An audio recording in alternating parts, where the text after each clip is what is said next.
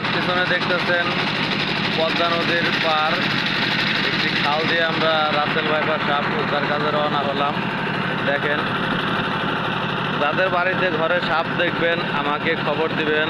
আমার Facebook page 100 বলেই ছবি, এখানে আমার নাম্বার দেওয়া আছে, এবং 100 বলেই ছবি ইউটিউব চ্যানেল, এখানেও আমার নাম্বার দেওয়া আছে। কারো বাড়িতে ঘরে সাপ দেখলে খবর দিবেন। আর এই কাশবনে যারা ঘোরার জন্য আছেন, এই যে দেখেন কাশফুল দেখা যাচ্ছে। এই কাশফুলের মধ্যে বিভিন্ন ধরনের বিষধর সাপ থাকতে পারে। এই জন্য দর্শনার্থীদের উদ্দেশ্যে বলবো, কেউ দয়া করে জঙ্গলের ভিতরে এবং কাশবনের ভিতরে ঢুকবেন না। সুন্দর পরিষ্কার জায়গাতে ঘোরাফেরা করবেন, সুন্দর পরিবেশে ঘুরে আবার যার যার বাড়ি ফিরে যাবেন। কারণ এই বনের ভিতরে ঢুকলে যদি বিষধর সাপে কামড় দেয়, এখান থেকে হসপিটালে যাইতে যাইতে সেই লোকের মৃত্যু হতে পারে।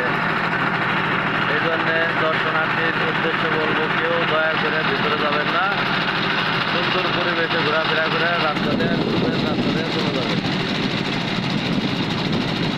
আর কাউকে কখনো বিষধর সাপে কামড় দিলে কোনো কবিরাজের কাছে না গিয়ে সরাসরি সরকারি মেডিকেলে যাবেন। ওখানে গিয়ে ডাক্তার রক্ত পরীক্ষা করে